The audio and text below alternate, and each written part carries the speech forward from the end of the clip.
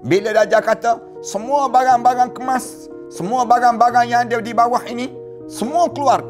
Dia akan keluar tu, Rasulullah kata, semua barang-barang yang ada, yang runtuhan, di bawah runtuhan tu, akan keluar terbang macam lebah yang terbang di saat itu.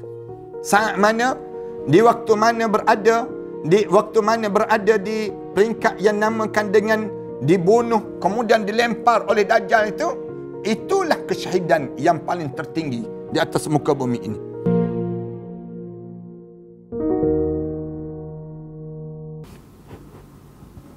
Assalamualaikum warahmatullahi ta'ala wabarakatuh. Alhamdulillahirabbil alamin. Wassalatu wassalamu ala asyrafil anbiya'i wal mursalin wa ala alihi wa sahbihi ajma'in. Subhanaka la ilma lana illa ma 'allamtana innaka antal alimul hakim. Rabbi shrah li sadri wa yassir li amri wahlul 'uqdatam min lisani yafqahu qawli.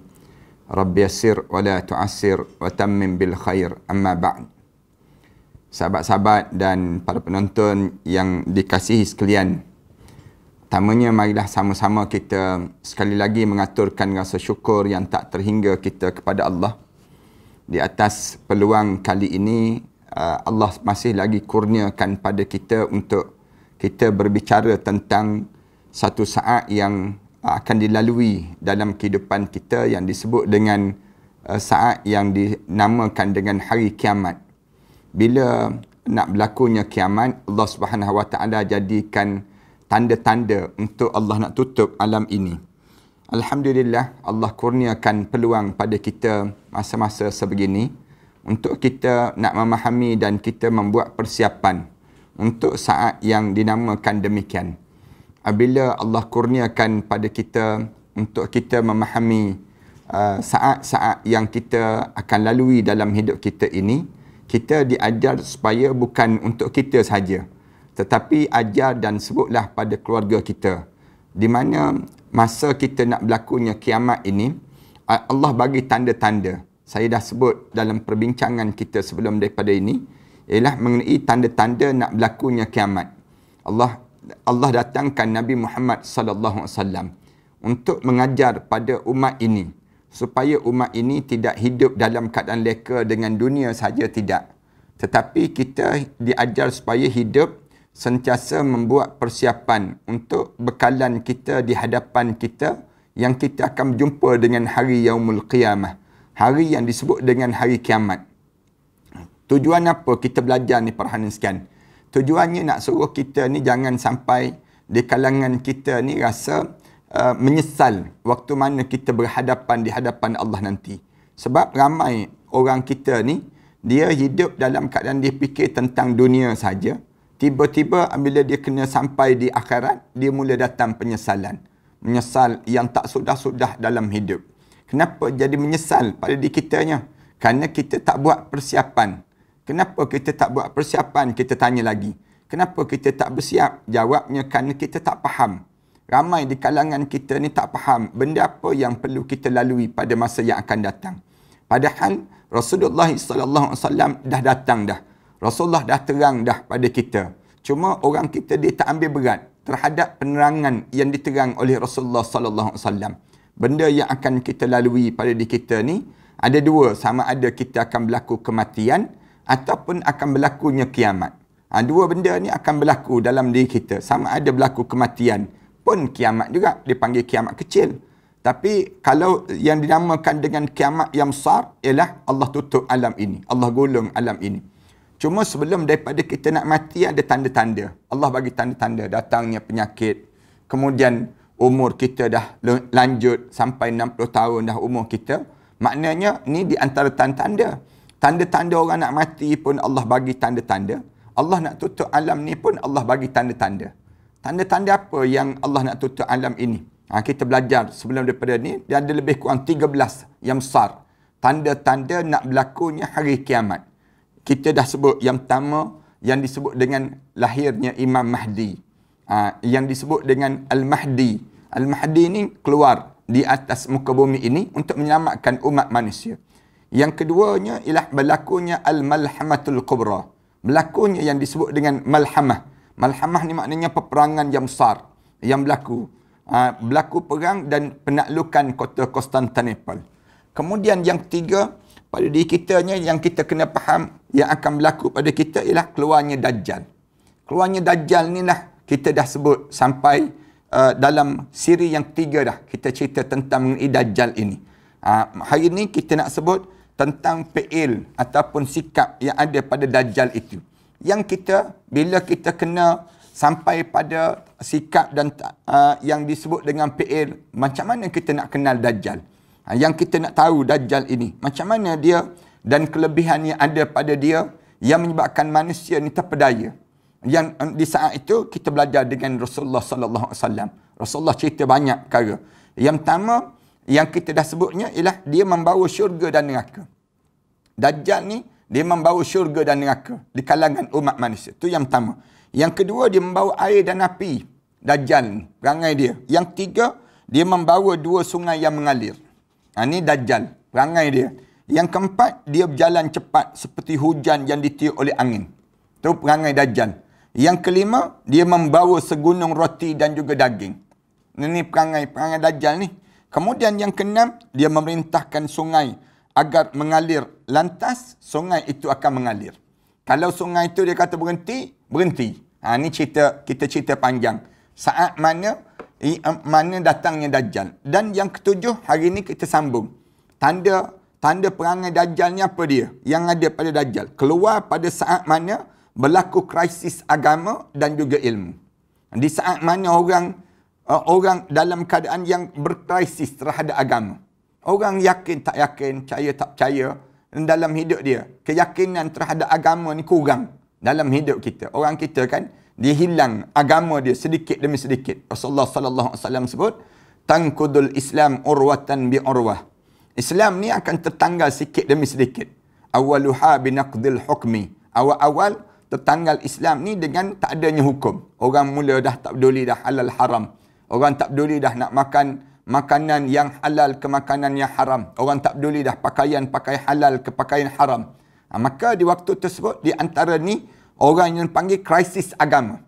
Yang orang fikir, macam mana nak tidur sedap, macam mana nak makan sedap, macam mana nak hidup dalam keadaan yang sonok je memanjang. Ini krisis agama. Dan juga ilmu. Orang tak fikir lagi tentang ilmu. Orang tak sibuk nak belajar ilmu ke, tak payahlah nak belajar. Nak belajar buat apa dia sebut. Belajar tinggi-tinggi pun, duk sampai dapur juga dia gambarkan demikian. Belajar tinggi-tinggi pun, hebat macam mana sekalipun, kerja bawah orang juga. Yang menyebabkan akhir dia kata, lebih baiklah kita tak payah belajar ilmu. Dalam yang ketujuh ni, berbagai hadis yang menceritakan bahawa Dajjal keluar pada saat terjadi krisis agama dan juga ilmu. Banyak hadis-hadis Rasulullah cerita demikian. Sehingga tidak tersisa satu penghalang pun yang menghalanginya di kebanyakan wilayah bumi ini sendiri. Bila Dajjal ni datang, sehingga tak ada benda yang boleh menghalang Dajjal. Tak ada. Kecuali 2 tempat je yang boleh selamat. Mekah dan juga Madinah. Orang-orang pada saat itu lupa mengingatnya. Orang kebanyakannya pengikut adalah di kalangan orang Al-A'rab dipanggil. Orang-orang kampung dan juga wanita yang mengikut Dajjal ini. Kalau ditanya, siapa yang mengikut Dajjal saat itu? Orang-orang kampung yang bodoh-bodoh. Yang tak cerdik. Yang dia tak belajar ilmu. Kemudian, siapa lagi? Orang perempuan yang akal dia singkat. Allah jadikan pada diri dia tu, mikir dia, cara dia fikir tu ringkas je. Dia tak fikir jauh dalam hidup dia. Minta maaf lah kalau ada orang perempuan marah dia panggil. Orang perempuan ni, suatu tanda singkatnya akal dia. Akal orang perempuan ni, Allah tak jadikan kuasa talak itu berada pada orang perempuan. Tu dia jadi demikian. Allah jadikan kuasa talak ini berada pada orang lelaki. Kenapa Allah tak jadikan pada orang perempuan? Kerana cara fikir dia tu singkat. Kalaulah orang perempuan ni, kuasa talak berada pada dia, saya sebut banyak kali lah. 10 kali sehari kena cerai suami. Senang cerita ni. Ramai mana yang kena cerai. Kerana apa dia? Allah jadikan orang perempuan ini, cara dia berfikir singkat, ringkas. Kalau dia nak, dia payah-payah, suami dia telefon tak dapat. Telefon tak dapat, dia cerai. Talak satu dah. Kena. Sehari-sehari tu, suami dia balik lewat sikit pun, dia cerai dah. Ini nak sebutnya gambaran fikir singkat. Jangan, oleh demikian, bila datangnya Dajjal, dialah di antara pengikut yang paling ramai. Yang mengikut yang disebut dengan Dajjal. Sampai-sampai seorang lelaki akan terpaksa memujuk dan meyakinkan ibu dia. Meyakinkan anak perempuan dia. Saudara perempuan dia. Dan yang disebut dengan pembantu-pembantu dia. Kerana bimbang kalau mereka mengikuti Dajjal. Orang lelaki kena pujuk. Jangan ikut Dajjal. Oh, dia kata tak, Dajjal tu betul. Kita tengok dunia kita sekarang ni kan. Dunia kita sekarang ni, ramai mana dah orang lelaki yang terpaksa pujuk isteri dia. Pujuk. Kenapa? Dajjal tak datang lagi pun. Dajjal tak datang pun kena pujuk dah isteri. Kalau datang Dajjal, lagilah kena pujuk. Yang kenapa kena pujuk? Maksudnya, dia terpaksa pujuk isteri ni dengan keadaan yang berhati-hati. Kerana apa dia? Kerana cara dia berfikir tu terlampau ringkas sangat. Yang menyebabkan ramai orang perempuan ni mengikut Dajjal di waktu itu. Dajjal akan datang lalu berkata pada orang kampung, pada orang-orang yang tak cerdik, orang yang tak belajar jauh dan sebagainya, tak belajar ni, tak menuntut, tak dengar kuliah, tak pernah duduk dalam majlis ilmu. Bagaimana menurut kamu jika aku membangkitkan kembali bapa dan ibu kamu? Tanya Dajjal. Dajjal tanya, kalau aku hidupkan balik mak ayah kamu, kamu nak tak? Apa kamu akan mengakui aku adalah Rabb kamu? Dajjal tanya demikian.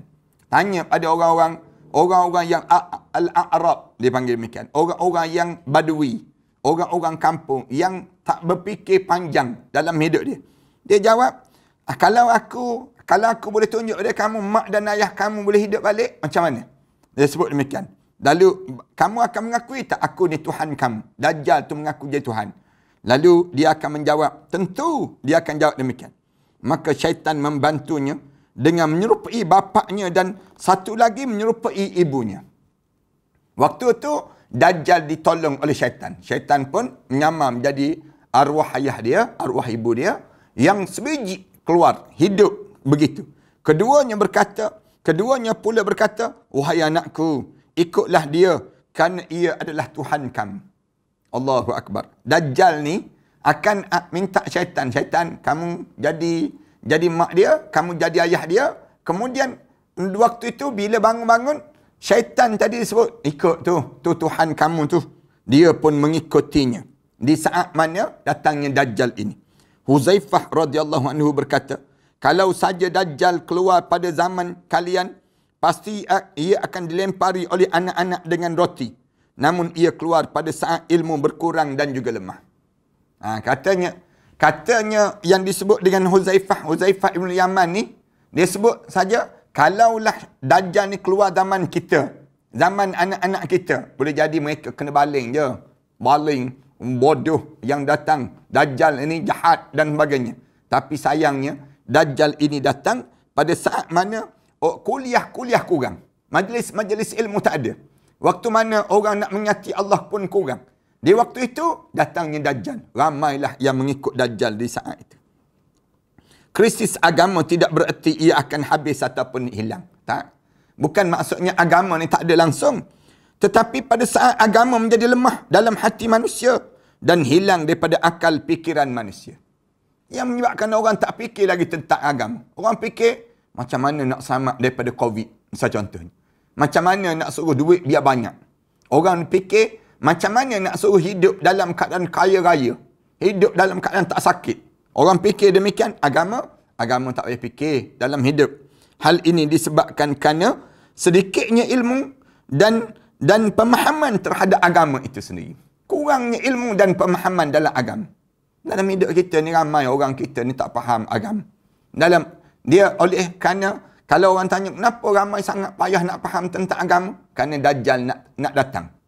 Tanda Dajjal dah menghampiri di kalangan masyarakat kita. Bila Dajjal dah mula menghampiri di kalangan masyarakat kita ini, para penonton sekalian, menandakan di saat tersebut, kita ni senang untuk ditukar cara kita berfikir. Kita mula fikir tentang mengenai dunia, kita tak fikir lagi tentang akhirat. Barangkali zaman tersebut adalah ketika Allah mengangkat para ulama yang memiliki peranan penting dalam menguatkan agama dan jiwa-jiwa manusia. Kalau tanya lagi, bila zaman tu? zaman di mana alim ulama dimatikan oleh Allah. Allah matikan alim ulama. Bila mati alim ulama, tak ada lah. Tinggal para juhala. Orang jahil. Tengok di kampung-kampung. Bila orang-orang alim meninggal dunia, tinggal orang jahil. Siapa yang nak menghidupkan masjid? Siapa yang nak menghidupkan surau? Tambah pula sekarang dah lebih kurang setahun tak pergi ke surau. Setahun tak pergi ke masjid. Ada orang kita tak jejak kaki. Semenjak daripada kena PKP di awal-awal dahulu, sampai hari ni. Kuliah pun tak dengar. Hari Jumaat, tak dengar langsung khutbah. Khutbah tak ada dah. Tak didengari langsung. Saat Dajjal muncul, bererti kiamat akan segera terjadi. Bila Dajjal ni dah muncul, itu tanda nak berlaku kiamat. Oleh kerana itu, segala sesuatu mampu dan mungkin terjadi sebab aturan dan undang-undang yang berlaku pada saat itu berbeza dengan aturan dan undang-undang yang berlaku sebelum tanda-tanda besar itu muncul. Boleh jadi Al-A'rab artinya penduduk kampung dan juga penduduk gunung-gunung yang jauh daripada agama. Orang yang tak dengar kuliah. Kadang-kadang kita pergi pendalaman jauh-jauh, surau tu pun berhabuk dah. Tempat majlis ilmu pun tak ada. Orang pun tak dengar kuliah. Kuliah nak dengar bila? Sekarang orang duduk depan handphone je. Tengok apa dia? Baca WhatsApp tiap-tiap hari. Baca pula, kena pula duduk dalam grup yang buruk-buruk. Bila duduk dalam grup yang buruk perangai, asyik bertengkar, asyik benda-benda yang tak baik pula dalam grup tersebut, akhirnya dia semakin jauh dengan agama. Sehingga mereka dalam keadaan yang krisis agama dan juga ilmu. Krisis berlaku dalam hidup mereka sebut. Itu yang ketujuh. Yang ke-8, Dajjal ni memiliki 3 teriakan yang dapat didengari penduduk bumi belahan timur dan juga barat. Ada 3 teriakan yang bunyi bertempik. Dajjal ni, dia akan bertempik 3 kali. Ibnu Umar radhiyallahu anhu berkata, Rasulullah sallallahu alaihi wasallam bersabda, dia memiliki 3 teriakan yang terdengar oleh penduduk bumi timur dan juga barat. 3 kali dia bertempik, berteriak ni, dan dia akan mengambil burung daripada angkasa. Bila bertempik dia jatuh burung-burung yang terbang. Mati burung-burung dan memanggangnya di matahari dan menjadi daging panggang. Dan juga dia akan maksudnya dia akan pegang burung-burung. Burung-burung tu yang terbang tu dia boleh pegang. Tak, dia pegang. Burung tu dan dia panggang di matahari. Dan dagingnya menjadi, dia letak burung tu tolak naik ke atas, kena matahari itu, dekat dengan matahari, dan menjadi daging panggang. Panas yang amat sangat. Allahu Akbar. Kemudian yang ke-9, sehari 3 kali dia akan terjun ke laut. Dan air laut tidak mencapai pinggang dia. Dajjal ni sendiri. Sehari 3 kali. Dalam masa 40 hari itu, kira 40 kali dengan 3. Maknanya dia akan masuk ke dalam laut dan air laut tidak akan tenggelam dia, hanya separah pinggang saja. Dajjal ini sendiri. Huzaifah berkata, Rasulullah sallallahu alaihi wasallam bersabda, ia akan terjun 3 kali dalam satu hari yang tidak sampai pinggangnya. Bila terjun dalam laut, dia terjun 3 kali dalam sehari, kedalaman laut tu tak sampai pinggang dia. Salah satu tangannya lebih panjang. Tangan dia tu jadi panjang. Lalu ia menjulur tangannya yang panjang tersebut di lautan hingga sampai ke dasarnya. Dalam laut, lalu ia mengeluarkan binatang-binatang laut yang diinginkan. Banyak mana binatang laut yang dia nak makan, dia boleh pilih dalam laut ini sendiri.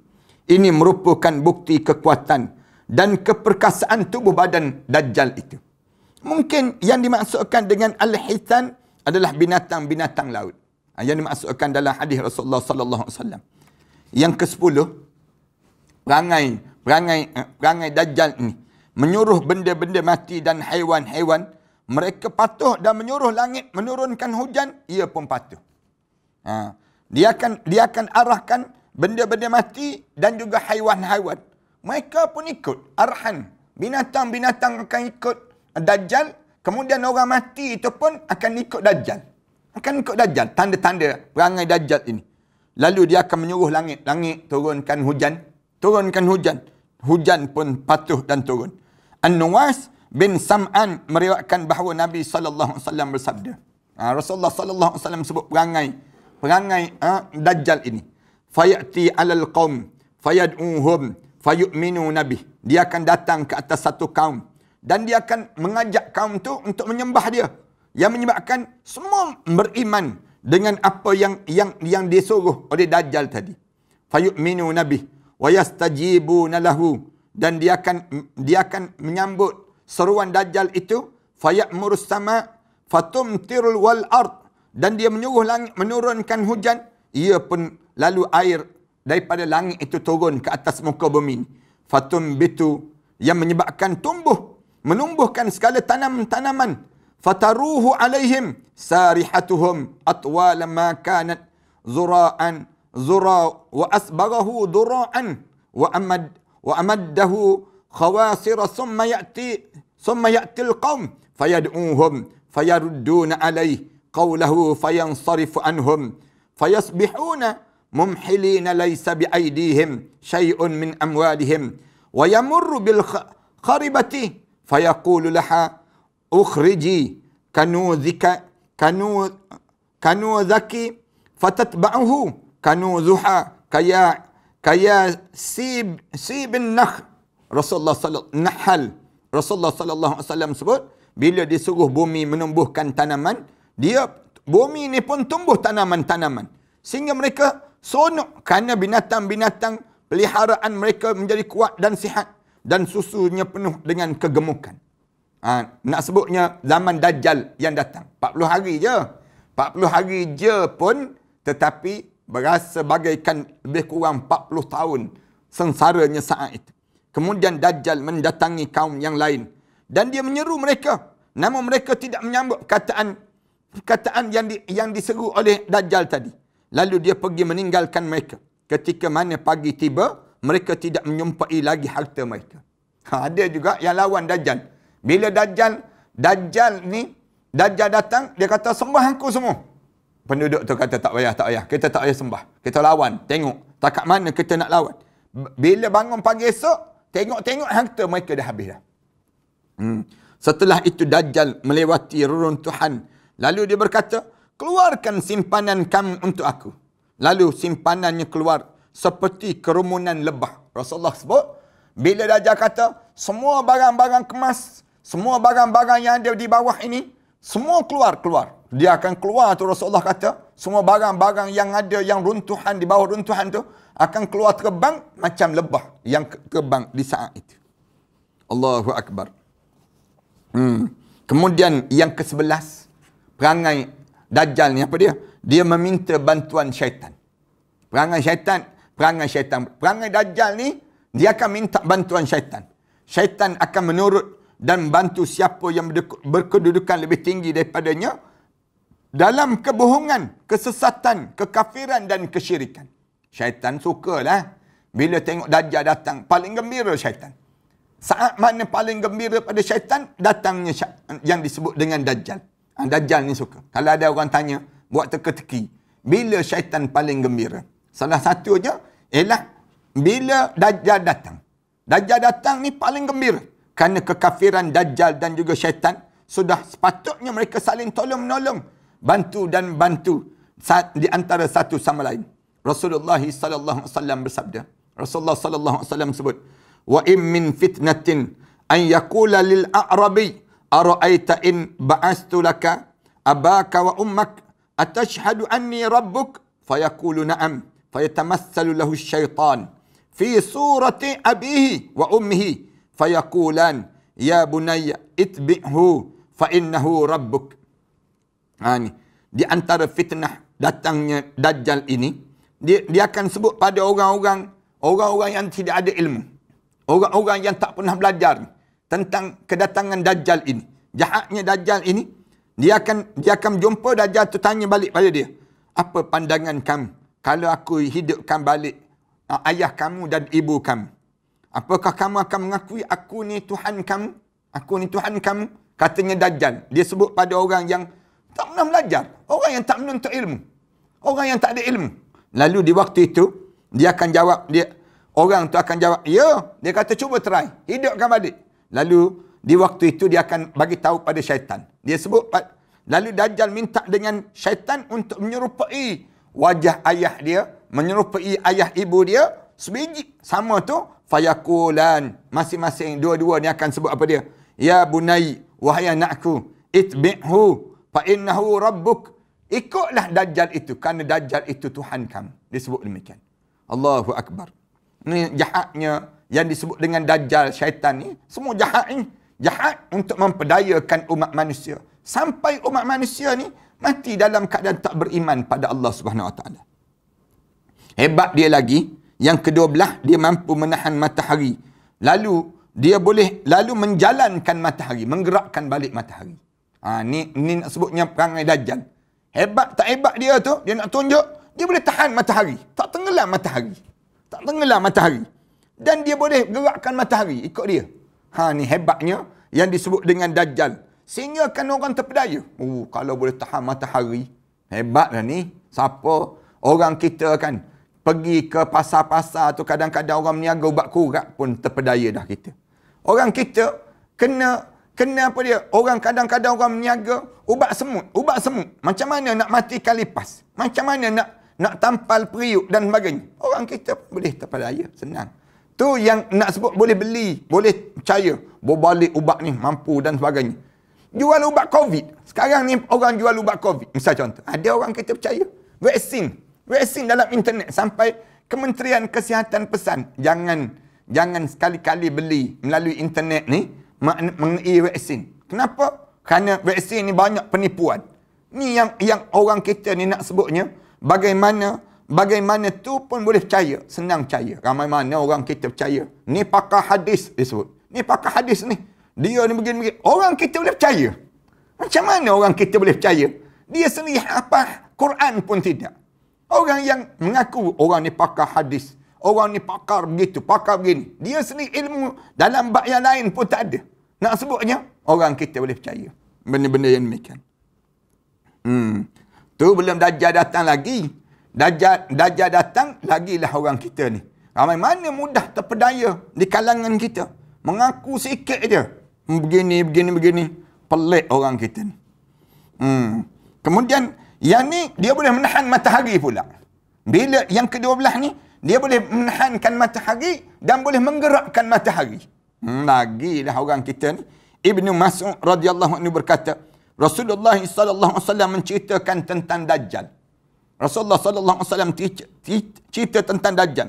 Rasulullah sebut, beliau bersabda, maknanya Dajjal adalah Rabb seluruh alam ini dan matahari ini berjalan dengan perintahku. Dajjal sebut ada orang ramai. Aku ni Tuhan, katanya Dajjal. Aku ni Tuhan dan matahari ni di bawah perintah aku saja. Apakah kalian menginginkan agar aku menahannya? Dia tanya orang ramai. Kamu nak tengok tak? Matahari ni tak bergerak. Kerana perintah aku. Dia sebut demikian. Mereka menjawab, tentu. Kamu tunjuk. Kalau kamu rasa betul-betul kamu ni Tuhan, kamu tahan matahari. Maka ia menahan matahari hingga mengakibatkan satu hari seperti satu bulan. Satu minggu seperti satu tahun. Dia mampu menahan matahari itu sehingga kan satu minggu seperti satu tahun. Tak bergerak. Ia berkata lagi, apakah kalian ingin agar aku menjalankannya? Dia tanya balik. Dah lama dah ni. Macam mana? Aku dah tahan lama dah. Kamu nak tengok tak sekarang macam mana? Nak jalan ke tak jalan? Lalu mereka jawab, tentu. Maka ia menjalankan satu hari seperti 1 jam saja lajunya. Dia jalankan matahari macam sejam saja. Untuk menggenapkan yang namakan dengan demikian. Allahu Akbar. Ni perangai yang kita sebut ni tanda-tanda Dajjal. Dipanggil tanda-tanda Dajjal. Yang ke-13, mengaku sebagai Tuhan kerana ia memiliki keajaiban. Ni PL perangai dia. Dia mengaku jadi Tuhan. Dajjal ni mengaku jadi Tuhan kerana dia memiliki kelebihan tertentu. Ketika krisis agama dan ilmu melanda, akan sangat mudah bagi orang seperti Dajjal menundukkan manusia yang sesat. Orang kita kan kalau tak ada agama, senang je untuk disesatkan orang kita. Kadang-kadang dia ingat dia betul, padahal dia sesat. Dalam keadaan dia kesesatan. Bersama dengan orang-orang Yahudi. Ia adalah Tuhan yang menghidupkan dan mematikan. Dajjal ni dia akan ajak pada orang, dia ni Tuhan yang boleh menghidup dan mematikan. Menurunkan hujan daripada langit. Menumbuhkan tanaman dan bersamanya ada gunung roti, syurga dan neraka. Hal ini sebagaimana yang dahulu dilakukan oleh Firaun. Zaman Firaun tu ramai mana yang mengikut Firaun, sehingga orang-orang yang mematuhi kerana pemahaman agama dan ilmu yang sangat sedikit. Pemahaman yang sedikit. Allah Ta'ala berfirman, dan Firaun berseru kepada kaumnya seraya berkata, hai kaumku, bukankah kerajaan Mesir ini kepunyaanku, dan bukankah sungai-sungai ini mengalir di bawahku? Maka apakah kamu tidak melihatnya? Firaun pernah bercakap demikian. Bukankah aku lebih baik daripada orang yang hina ini, dan yang hampir tidak dapat menjelaskan perkataannya. Itu Nabi Harun. Nabi Harun ni, dia gagap sikit. Dia gagap. Nabi Musa, dia gagap sikit dibandingkan dengan Nabi Harun yang lancar. Kemudian dia kata, mana baik, aku ke Musa yang lebih baik? Katanya Firaun. Mengapa tidak dipakai kepada dia gelang daripada emas, ataupun malaikat datang bersamanya untuk mengiringinya? Maka Firaun mempengaruhi kaumnya dengan perkataan itu, lalu mereka patuh kepadanya, kerana sesungguhnya mereka adalah kaum yang fasik. Orang ikut kan, ikut je Firaun. Kenapa ikut Firaun? Kerana Firaun tu fasik, jahat. Kerana jahat dia tu, orang pun ramai yang mengikut. Maka tatkala mana mereka membuat kami murka, kami menghukum mereka, lalu kami tenggelamkan mereka semuanya di lautan. Allah Subhanahu Wa Taala cerita dalam surah Az-Zukhruf ayat 51 hingga 55 itu. Perbuatan Dajjal ni sama seperti Firaun dan kaum dia. Tapi lebih dahsyat lagi, ia telah mengaku sebagai Tuhan dan menakut-nakuti mereka. Perangai Dajjal ni, akhirnya mereka pun mematuhi kerana mereka orang yang fasik dan sesat. Orang fasik ni jadi begitu. Nak sebutnya, dia akan ikut je. Mari orang mengaku jadi Tuhan, iyalah. Orang kita kan, mengaku jadi, dulu ayah pin, mengaku jadi Tuhan. Kerajaan langit, orang boleh ikut dia. Boleh minum air kaki dia. Tu ayah pin. Tu baru ayah pin mari. Tu bukan lagi Tok Pin. Bukan lagi Tok yang sebutnya hebat-hebat. Baru ayah pin baru. Bukan Dajjal lagi datang. Orang kita sesat barat habis dah. Nak sebutnya gambaran bagaimana mudahnya. Lalu Allah membinasakan orang yang mengaku sebagai Rab, itu Fir'aun dan kaumnya.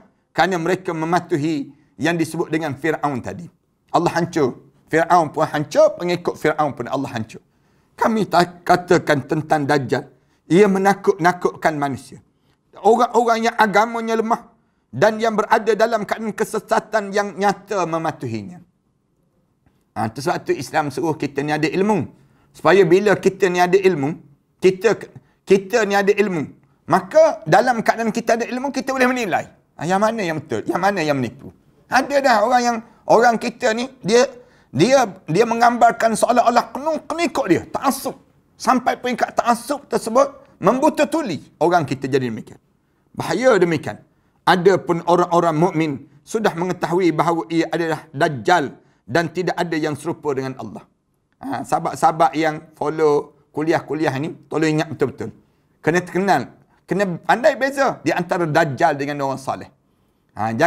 Jangan kita ni sampai peringkat membuta tuli ikut je orang. Kita sendiri kita ingat ke orang ni, orang yang soleh tu rupa-rupanya orang jahat. Tipu kita. Pun bahaya juga. Ramai kan sekarang ni orang mengaku jadi ustaz. Kejap je jadi ustaz. Jadi ustaz ni, seketika je masuk program-program tertentu, orang panggil ustaz dah dia. Ilmu tak ada. Lepas tu, mula dia karut. Mula dia tipu macam-macam gaya. Dia kata nak jadi pengikut saya, kita kena buka ilmu laduni. Dia sebut demikian. Ilmu yang mendalam, dia gambarkan demikian. Nak jadi pengikut saya, kena bayar sebanyak 3,000 dahulu. 3,000 ringgit. Lepas pada tu, dah masuk tu, dia suruh bayar yuran sekian. Nak tebus dosa, konon-konon. Ramai mana orang kita tertipu dengan ajaran sesat, tu ajaran sesat. Belum lagi Dajjal datang. Datangnya Dajjal, lagi senanglah kena tipu. Manusia tidak akan pernah melihatnya di dunia ini. Mata Dajjal tu buta sebelah. Rasulullah cerita demikian. Sedangkan Allah tidak buta. Jauh daripada sifat yang bertentangan dengan sifat rububiyah Allah. Safinah radhiyallahu anha berkata, Rasulullah pernah berkhutbah di depan kami. Beliau bersabda, tidak satu pun Nabi kecuali semua datang akan mengingatkan umatnya daripada Dajjal. Semua Nabi-Nabi datang, semua cerita tentang jahatnya Dajjal. Ketahuilah, mata sebelah kirinya buta dan mata kanannya tumbuh daging yang tebal. Antara kedua mata dia tertulis kataan kafir. Rasulullah cerita demikian. Ni ada riwayat kata mata kiri dia buta. Ada riwayat kata mata kanan dia yang buta. Akan keluarnya bersama dua lembah, syurga dan neraka. Nerakanya adalah syurga dan syurga adalah neraka. Lalu Dajjal berkata di hadapan manusia. Dajjal akan sebut, bukankah aku Rabb kalian yang menghidup dan mematikan manusia? Ia juga punya dua pengawal yang menyerupai dua nabi. Saya mengetahui namanya dan nama orang tuanya. Kalau saya berkendak, saya akan menyebut namanya, satu di kanan dan satu lagi di kirinya. Dajjal berkata, bukankah aku Rabb kalian yang menghidup dan mematikan kalian? Dajjal ni sebut, aku kenal nama Tuhan dia. Nama mak dia, nama ayah dia aku kenal. Dajjal sebut demikian. Sebelah kanan, sebelah kiri dia boleh sebut. Dajjal kata, bukankah aku ni Rabb kalian yang mampu menghidup dan matikan manusia? Salah satunya menjawab, engkau bohong. Tidak ada satu pun manusia yang mendengar jawapannya kecuali teman dia. Dan satu lagi menjawab, kamu benar. Itu adalah fitnah yang berlaku. Ada dalam ramai-ramai itu kata bohong tu, bohong. Yang sebelah tu, dia sebut, jangan sebut macam tu lah. Dia benar tu. Dia sebut demikian. Kemudian ia berjalan hingga tiba di Madinah. Perangai Dajjal. Seraya berkata, ini adalah kampung laki-laki itu, Muhammad sallallahu alaihi wasallam. Dia akan bergerak-gerak sampai dekat dengan batasan masjid, batasan Madinah itu. Lalu dia kata itu kampung laki-laki itu, Nabi Muhammad sallallahu alaihi wasallam. Itu kampung lelaki tersebut. Maka ia diizinkan masuk. Lalu ia berjalan hingga sampai di Syam. Lalu Allah membinasakan di Uqbatul Afiq. Dan satu lagi menjawab, kamu benar, yakni kebenaran untuk pernyataan temannya yang mendustakan rububiyah Dajjal tadi. Ini adalah kampung laki itu, yang dimaksudkan adalah kampung Nabi Muhammad sallallahu alaihi wasallam. Yang seorang tu kata dusta pada Dajjal tu berjaya, lari sampai Madinah. Masuk di Madinah, dia selamat. Manakala yang teman dia tu tak boleh, kerana menjadi pengikut pada Dajjal tadi. Yang ke-14, tanda Dajjal, 14 tanda. Membunuh lelaki mukmin, lalu dia menghidupkan kembali di hadapan manusia yang ramai. Tanda-tanda Dajjal, dia bunuh orang mukmin, orang yang baik, yang soleh tu dia bunuh. Kemudian lepas itu, dihidupkan balik. Dihidupkan balik di hadapan orang ramai. Ketika Dajjal membunuh seorang mukmin, kemudian dia menghidupkan kembali adalah fitnah besar yang menimpa manusia, terutama orang-orang yang sesat dan munafik. Allahu Akbar. Yang ni paling ujian yang besar. Bila dia matikan orang, kemudian dia matikan orang mukmin, dia hidupkan balik. Dia hidupkan balik. Bila dia hidupkan balik ni, yang menyebabkan Allah tergoncang habis keyakinan orang-orang yang memang dah tak kuat agama, dan pula orang munafik pula. Lagilah di waktu itu. Abu Sa'id Al-Khudri radhiyallahu anhu berkata, Rasulullah sallallahu alaihi wasallam berbicara kepada kami tentang Dajjal. Rasulullah sallallahu alaihi wasallam cerita tentang Dajjal. Rasulullah bersabda, Dajjal datang dan ia diharamkan masuki pintu-pintu Madinah. Bila Dajjal datang, dia diharam masuk di pintu-pintu Madinah. Kemudian ia menuju tanah tandus di luar Madinah. Bila dia bergerak, dia cari kat mana boleh pergi. Dia nak masuk Madinah tak boleh.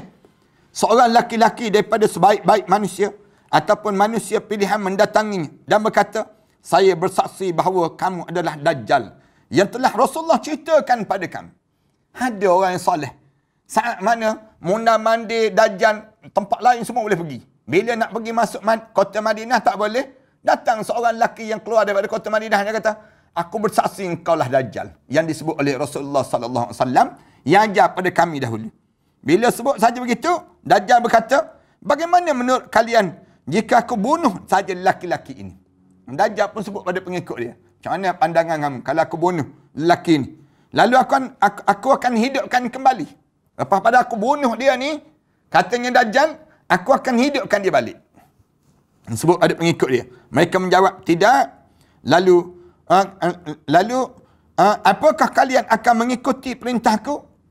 Dajjal tanya balik, kamu akan taat tak kalau aku suruh kamu bunuh Dajjal? Aku suruh bunuh lelaki ni. Lalu mereka jawab, tidak. kami tak akan lakukan. Lalu Dajjal membunuhnya, kemudian menghidupnya kembali. Lepas pada dia bunuh, dia akan hidupkan balik, bangun balik. Ni kan pelik. Orang tu macam mana dia boleh bangun? Syaitan tolong. Syaitan tolong. Syaitan tolong menghidupkan. Serta-merta laki-laki itu berkata, demi Allah, sekarang aku lebih yakin siapa diri kamu sebenarnya. Kemudian Dajjal ingin membunuhnya, tetapi dia tidak mampu. Ini cerita yang diriwayatkan oleh Rasulullah sallallahu yang cerita ni pada Rasulullah sallallahu alaihi wasallam. Yang meriwayatkan hadis ni Abu Sa'id Al-Khudri radhiyallahu anhu. Dia cerita bagaimana keadaan datangnya Dajjal di saat itu. Abu Sa'id Al-Khudri berkata, Rasulullah sallallahu alaihi wasallam berbicara pada kami tentang Dajjal. Rasulullah kalau dia duduk dengan sahabat-sahabat, salah satu tajuk yang dia bercakap tentang Dajjal. Tentang Dajjal. Beliau bersabda, beliau bersabda, Dajjal akan keluar, maka ia akan dihadang seorang mukmin. Dia akan dihadang oleh seorang mukmin. Lalu ia dihadang sekelompok orang bersenjata pengikut Dajjal. Mereka berkata, mengapa kamu tidak beriman kepada Rabb kami? Ia menjawab, Rabb kami tidak akan nampak. Rabb kami tidak akan nampak. Mereka berkata, bunuh dia. Suruh bunuh lelaki yang menghalang Dajjal ini. Lalu mereka berkata, bunuh dia. Sebahagian mereka berkata pada yang lain, bukankah kalian dilarang membunuh kecuali dia? Dia saja yang boleh bunuh Dajjal. Dajjal saja yang boleh bunuh. Lalu mereka menemui Dajjal. Ketika orang mukmin tadi melihatnya, ia berkata, wahai manusia, inilah Dajjal yang telah diceritakan oleh Rasulullah sallallahu alaihi wasallam. Bila orang mukmin tengok saja muka Dajjal itu, dia sebut, inilah Dajjal yang Rasulullah sallallahu alaihi wasallam sebut dalam hadis yang dulu. Maka Dajjal memerintahkan agar ia diikat. Ni cerita yang lebih detail lagi. Lalu diikat, Dajjal kata, seksa dan buatlah dia menderita. Seksa dia, pandai sangat tuduh aku ni penjahat dan sebagainya. Maka punggungnya dan perutnya terluka parah kerana pukulan. Kena pukul orang mukmin tadi. Kena pukul. Rasulullah sallallahu alaihi wasallam cerita ni dalam riwayat Sa'id Al-Khudri lagi. Kemudian dia berkata, apakah kamu akan beriman pada aku? Bila kena pukul punggung teruk sangat dah ni, lalu tanya, kamu beriman tak pada aku? Ia menjawab, engkau adalah Al-Masih pendusta. Dia jawab, kamulah yang digambarkan oleh Rasulullah Al-Masih pendusta, Al-Kazzab. Lalu diperintahkan agar ia digergaji daripada ubun-ubun hingga terpisah kedua kakinya. Dia gergaji tengah-tengah badan dia tu. Dajjal suruh sehingga terpisah. Kemudian Dajjal berjalan di antara dua potongan tubuh dia. Dah mati dah. Kira Dajjal pun berjalan dekat dengan tubuh dia. Lalu berkata pada dia, berdirilah, disebut.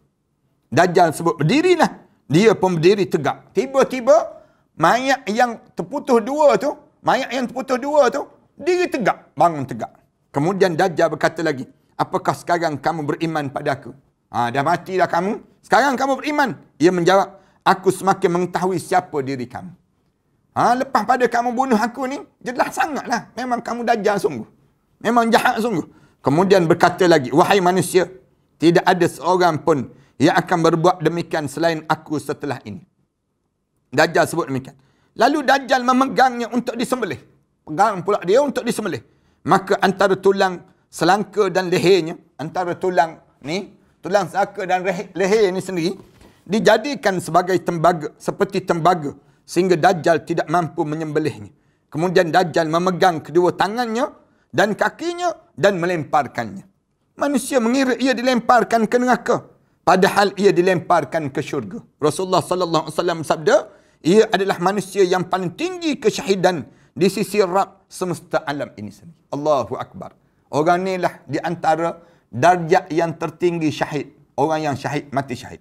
Saat mana, di waktu mana berada di peringkat yang namakan dengan dibunuh, kemudian dilempar oleh Dajjal itu, itulah kesyahidan yang paling tertinggi di atas muka bumi ini.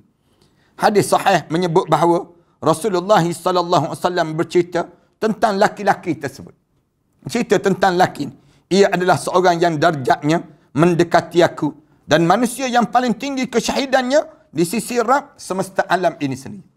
Riwayat lain menyebut bahawa laki-laki tersebut adalah Khidir radhiyallahu anhu sesuai dengan hadis yang diriwayatkan oleh Ad-Daruqutni daripada Ibn Abbas radhiyallahu anhu bahawa Rasulullah sallallahu alaihi wasallam bersabda, Khidir akan ditunda kematiannya sampai batas waktu tertentu sampai ia mendustakan Dajjal itu sendiri.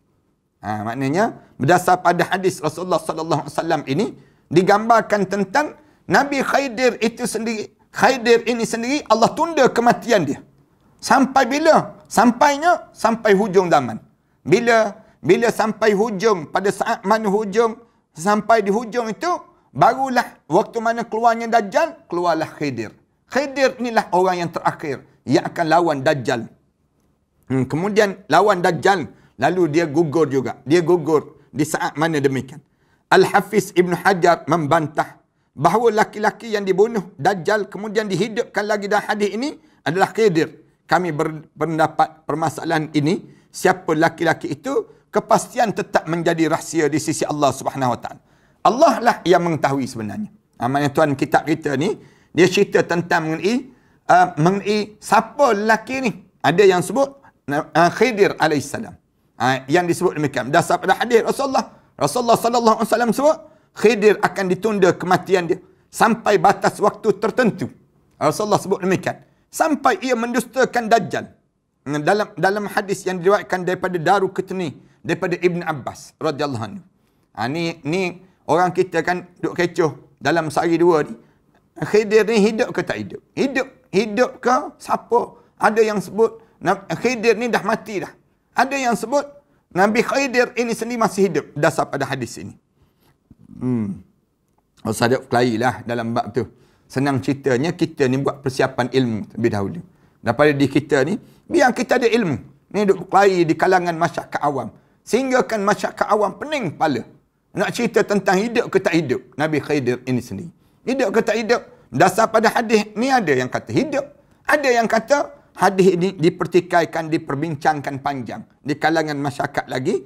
Jadi kita serah pada Allah lah. Siapa lelaki yang dimaksudkan oleh Rasulullah yang mempertahankan Islam sampai ke hujung nyawa dia, sampai digergaji tubuh badan dia oleh Dajjal itu sendiri. Siapa pengikut Dajjal? Kita nak sebut sikit lagi tentang Dajjal ini, sampai beberapa perkara yang kita nak faham tentang Dajjal ini, untuk kita nak faham di kalangan kita ni, supaya jangan sampai peringkat kita hilang ilmu terhadap Dajjal ini sendiri. Yang pertama, kita nak sebut tentang, habis tu, perangai-perangai Dajjal. Ataupun sikap-sikap Dajjal. Siapa yang mengikut Dajjal? Pengikut Dajjal ni, kebanyakan pengikut Dajjal adalah orang-orang Yahudi. Kalau tanya, siapa lagi? Orang-orang yang bukan Arab. Orang-orang yang bukan Arab yang menjadi pengikut Dajjal. Siapa lagi? Berbagai kelompok orang Arab Badui serta perempuan-perempuan. Wanita-wanita. Ada lebih kurang 4 golongan. Yang pertama, golongan orang Yahudi. Yang kedua, orang-orang bukan Arab yang akan mengikut Dajjal. Yang tiga, orang Arab tapi orang Arab kampung, Badui. Yang keempat, orang perempuan. 4 ni golongan yang dipanggil pengikut Dajjal.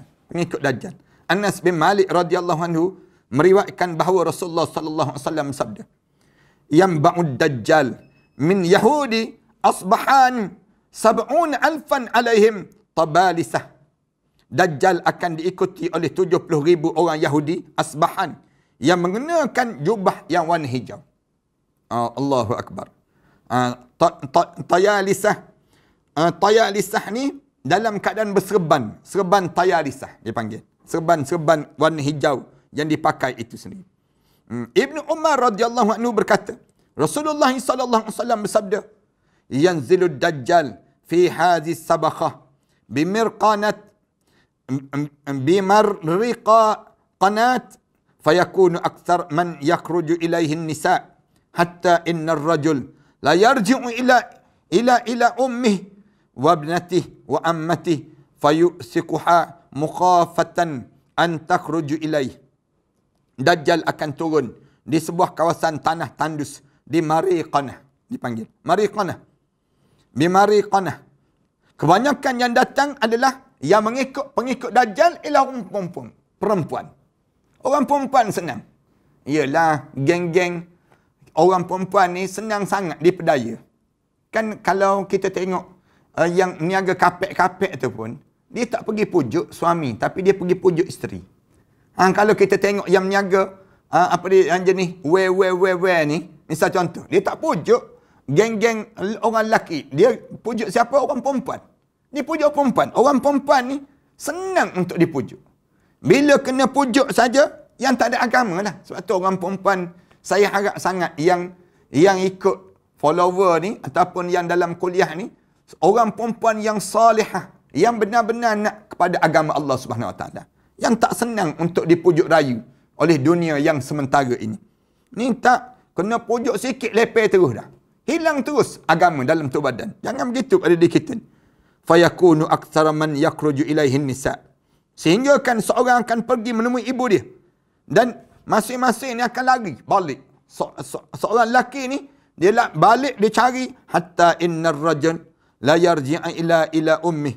Dia akan kembali kepada ibu dia, kepada anak perempuan dia, adik-beradik perempuan dia, dan saudara-saudara dia perempuan, untuk meneguhkan hati mereka. Dia akan balik kepada orang perempuan ni, untuk balik cerita pada orang perempuan. Ingat ya, janganlah ikut Dajjal. Janganlah. Sekarang ni pun kita kena sebut lah. Pada orang perempuan, isteri kita, anak-anak perempuan kita kena sebut. Ingat ya, Dajjal ni pengikut dia orang perempuan. Janganlah orang perempuan terikut-ikut dengan Dajjal. Senang sangat. Yang menyebabkan mukhafatan an takhruj ilaih. Kerana khawatirnya mereka ni akan pergi menemui Dajjal. Takut orang perempuan ni dengar cerita Dajjal, pergi terus. Pergi terus ikut. Yang namakan dengan keadaan yang dibawa kesesatan oleh Dajjal itu. Mariqanah adalah sebuah lembah di Madinatul Munawwarah. Arah sebelah Taif. Di kawasan Taif. Tempat itulah akan timbulnya Dajjal. Yang kawasan itu, bila keluarnya Dajjal tersebut, maka kebanyakan perempuan akan pergi. Mudah-mudahanlah, saya doa sangatlah semua di kalangan kita sama. Kemudian Abu Umamah meriwayatkan dalam sebuah hadis yang panjang lagi. Rasulullah sallallahu alaihi wasallam sabda, di antara fitnahnya adalah ia berkata pada orang Arab Badui. Dajjal ni akan sebut pada orang Arab Badui. Bagaimana pandangan kamu jika aku membangkitkan kembali bapa-bapa dan ibu kamu? Dajjal ni akan sebut. Kamu berpandangan macam mana kalau aku boleh hidupkan mak ayah kamu? Apakah kamu akan mengakui aku ni adalah Tuhan kamu? Ia menjawab, tentu. Cuba. Katanya Arab Badui ni sebut. Kalau kamu boleh buat hidupkan balik mak ayah aku akan beriman dengan kamu. Aku akan menganggap bahawa kamu adalah Tuhanku. Maka syaitan membantunya dengan menyerupai. Syaitan akan membantu dan menyerupai bapa-bapaknya. Dan satu lagi menyerupai yang disebut dengan ibunya. Keduanya berkata, wahai anakku, ikutilah ia. Ia adalah Tuhan kamu. Katanya yang disebut dengan gambaran itu berlaku di saat mana syaitan-syaitan ini menyerupai yang disebut dengan wajah-wajah yang namakan dengan wajah ibu dan ayah kepada yang telah mati itu sendiri. Dajjal akan melalui semua tempat kecuali di kawasan Mekah saja, insya-Allah. Kita akan sebut dalam perbincangan akan datang nanti tentang Dajjal, macam mana perangai Dajjal dan keadaan yang berlaku pada Dajjal. Yang keadaan manusia saat ini. Belum habis lagi tuan-tuan. Kita akan sambung lagi dalam perbincangan kita ini tentang mengenai tajuk yang sebegini, insya-Allah.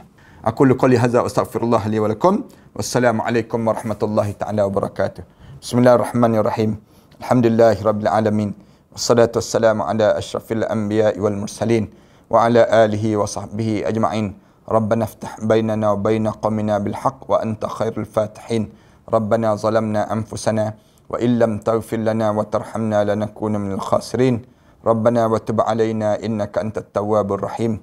Rabbana atina fid dunya hasanah wa fil akhirati hasanah wa qina adzabannar.